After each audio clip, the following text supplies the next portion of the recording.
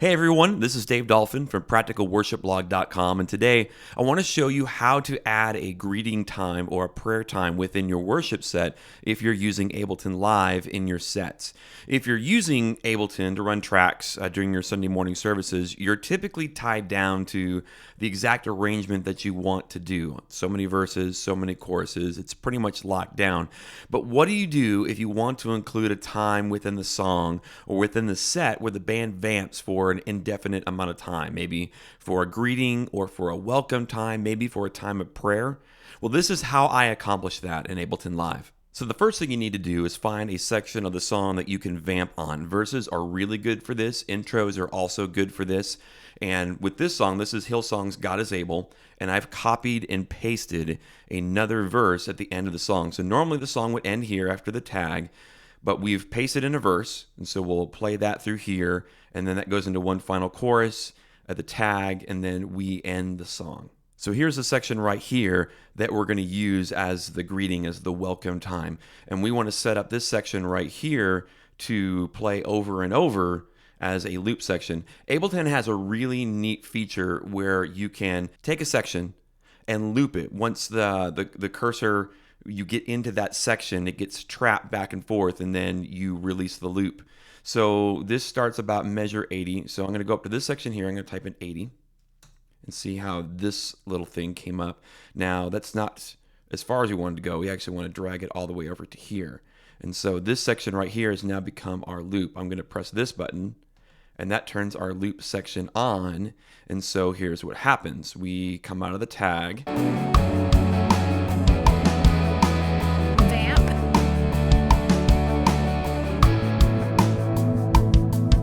And so now we're trapped in this section. When it gets to the end, when it gets to measure 88, instead of going on to that next chorus, it's going to loop back to measure 80, and it's going to keep doing this over and over until I turn that yellow button off. Chorus.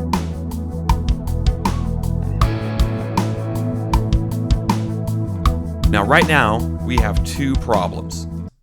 The first problem is that when we loop back to the beginning of that verse, there's a guitar, the rhythm electric part, that it's playing through this tag, and then it rings out into the greeting. And I want that ring to happen because I want the dynamics, the big part of the chorus, to then ring down to the softer dynamics of the verse. So I don't want to take that out, but every time I loop it, I don't want that to ring out.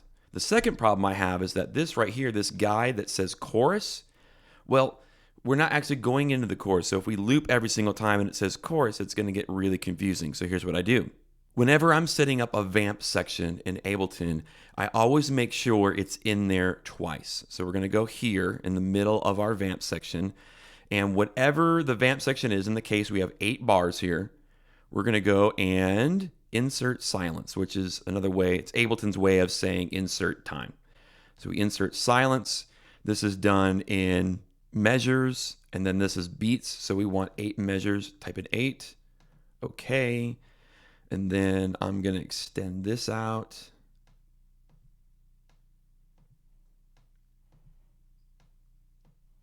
I'm going to let that guitar ring out because that's one of my major issues.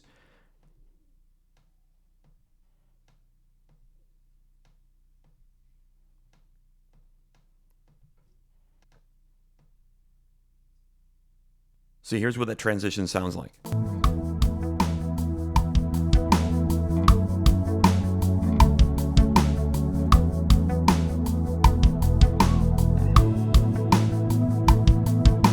Besides that little ring of the drums, which I'll have a live drummer, so this is just a scratch drum track, that'll be fine. And then I'm going to move this over to the middle of this, in the middle of that. So when we get into this time, this greeting time, we're going to get trapped in the middle here. So we're greeting and we're vamping, we're welcoming.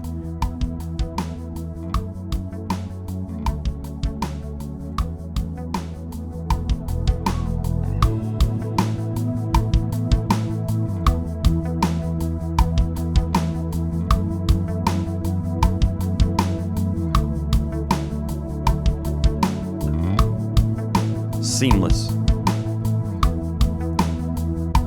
And then When we feel like enough time has gone by, we press the loop button. Now nothing happened, right? But when it gets to the end of this marker, instead of being trapped, it'll now proceed on to the rest of the song.